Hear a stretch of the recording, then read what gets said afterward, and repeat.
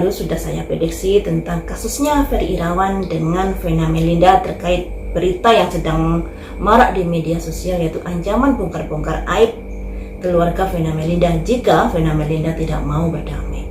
Dan barusan saya juga melihat di media sosial bahwa pihak dari Ferry Irawan sudah mengklarifikasi bahwa pihaknya tidak ada ancaman untuk Vena Melinda. Kita juga jadi bingung ya, apa yang dikatakan dari pihak tim kuasa hukumnya Ferry Irawan sebelum ada klarifikasi ngomongnya seperti itu. Apakah itu sebagai bentuk ancaman atau bentuk mengungkapkan pendapat? Ya, lebih layaknya disebut sebagai apa ya?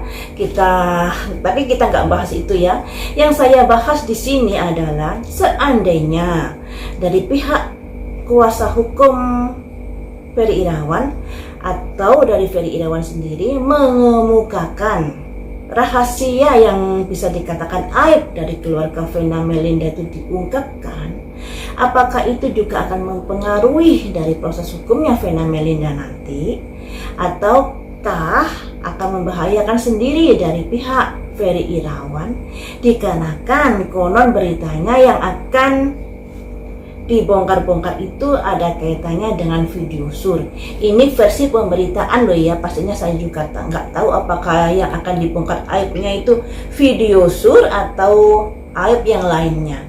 Tapi andai kata hal itu sebagai video sur, apakah itu tidak akan membahayakan dari pihak kubu Irawan, kubu Ferry Irawan? Dikarenakan kita belajar dari kasusnya Gisel waktu itu ada video sur di mana yang mengunggah di media sosial, yang menyebarkan di media sosial bukan Gisel. Dan hingga saat ini Gisel masih bebas. Jadi mungkin yang dijerat adalah yang menyebarkan, sedangkan Giselnya masih bebas. Apakah nanti Ferry Irawan juga tidak ada kekhawatiran untuk itu? Seperti kasusnya Gisel, karena pihak yang menyebarkanlah yang kemudian masuk penjara. Mari kita ungkap di sini ya teman-teman. Mari kita ungkap di sini apa yang bakalan terjadi. Yang pertama ini, apakah nanti seandainya dari pihak Ferry Irawan ketika terdesak, ketika dipojokkan terus, akan mengungkapkan rahasia-rahasia dari kehidupan dan keluarga Vena Melinda, itu akan bisa membuat atau berpengaruh kepada proses hukumnya nanti. Bisa juga bukan proses hukumnya tapi berpengaruh kepada keluarga Vena Melinda. Apakah ketika pihak Ferry Irawan terpojok dan mengungkapkan aib dari keluarga Vena Melinda, seberapa besar pengaruhnya buat kehidupan Vena Melinda dan keluarga?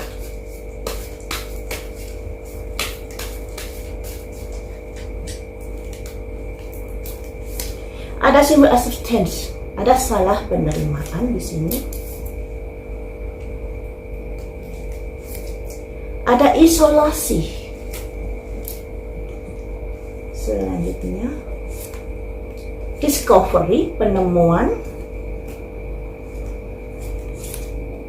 Perfection ini pemikiran-pemikiran yang menggendaki kayak apa ya, mendekati sempurna, ingin kesempurnaan. Ada trickery, tipu daya. Jadi di sini teman-teman, ketika dari pihak Ferry Irawan seandainya nanti mengungkapkan tentang rahasia atau aib dari keluarga Vena Melinda, di sini akan ada salah terima. Nah, salah terima ini kemungkinan mungkin masyarakat ini sudah berpikir bahwa apa yang dilakukan Ferry Irawan ini terkait dengan isolasi. Ada kaitannya proses hukum yang dijalani. Ada kaitannya dengan pelaporan KDRT, di mana Ferry Irawan bisa terjerat hukum dan bisa masuk penjara. Ada isolasi, dan itu sebagai bentuk dari perjuangan Ferry Irawan.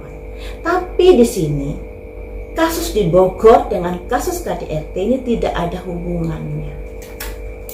Dan disinilah masyarakat menjadi salah terima terhadap bukan ancaman ya kalau menurut versi dari tim kuasa hukumnya Ferry Irawan, tapi sebagai pembelaan diri. Ketika dia terpojok disudutkan terus, dia akan membongkar-bongkar aib dari keluarga Vena Melinda. Dan di sini masyarakat sudah melek ya, karena kasus Bogor dengan kasus Ferry Irawan di sini kasusnya berbeda. Jadi ada salah terima. Mengapa kamu bisa seperti itu? Ya, mengapa? Kemudian di sini ada simbol discovery, penemuan. Nah, sesuatu yang tadinya mungkin tidak kita ketahui, ketika dibongkar, akhirnya masyarakat tahu, oh ternyata kejadiannya seperti itu. Kemudian ada perfection, keluarga yang tadinya dipikir sangat perfect, sangat sempurna, ternyata apa yang dilakukan seperti itu. Dan disinilah ada trickery, ada tipu daya, yang artinya apa yang kita lihat tidak sama dengan kehidupan nyatanya. Tapi di sini masyarakat sudah mengerti, sudah mengetahui bahwa kasus di Bogor ini tidak ada hubungannya dengan KDRT. Cuman masyarakat jadi tahu, oh ternyata seperti itu. Jadi andai kata diungkap pun tidak akan mempengaruhi proses hukum dari Ferry Irawan, ya, tidak akan mempengaruhi. Kemudian akan saya prediksi, apakah pengungkapan dari seandainya video shoot, apakah itu tidak akan membahayakan dari pihak Ferry Irawan? Karena dia sudah mengatakan itu di media sosial, tim kuasa hukumnya sudah mengatakan. Tentunya kalau ada sampai video shoot dari salah satu keluarga Vena Melinda tersebar di masyarakat, pasti masyarakat dan pihak yang berwajib akan menuding, oh inilah yang menyebarkannya, karena jauh-jauh hari sudah menyatakan akan bongkar-bongkar aib. Seandainya ini video shoot ya, seandainya itu video sur, apakah tidak berbahaya dari pihak Ferry Irawan ketika menyebarkan video tersebut?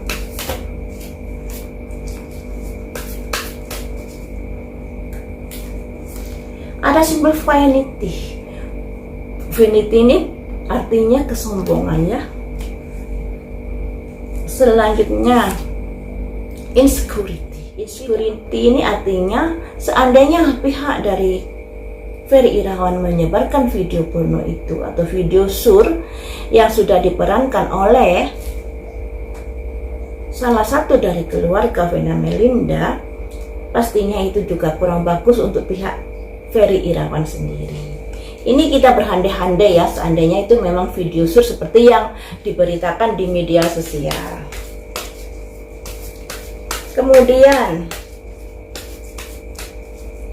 apa yang akan terjadi jika nekat? Ada duka cita.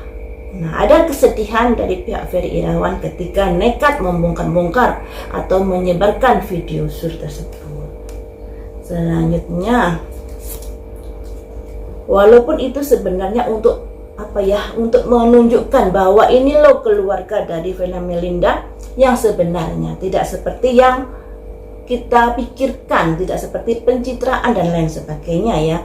Yang dimaksud Ferry Irawan seperti itu, ingin menunjukkan ini loh keluarga yang sebenarnya, yang mungkin publik beranggapan bahwa keluarga ini adalah keluarga yang baik-baik saja, keluarga yang lurus-lurus saja. Tapi di sini ada kondisi-kondisi ketika Ferry Irawan menyebarkan hal-hal tersebut, malah itu akan bisa membuat dirinya terpuruk. Selanjutnya sebagai korban. Jadi di sini Ferry Irawan merasa dirinya sebagai korban dari Vena Melinda. Padahal ini yang dilaporkan adalah kasus KDRT. Nah, kasus KDRT ini beritanya ada yang bilang tidak ada KDRT, itu prank dan lain sebagainya. Tapi teman-teman, kalau pihak berwajib sudah menciduk Ferry Irawan, tentunya memiliki bukti-bukti yang kuat.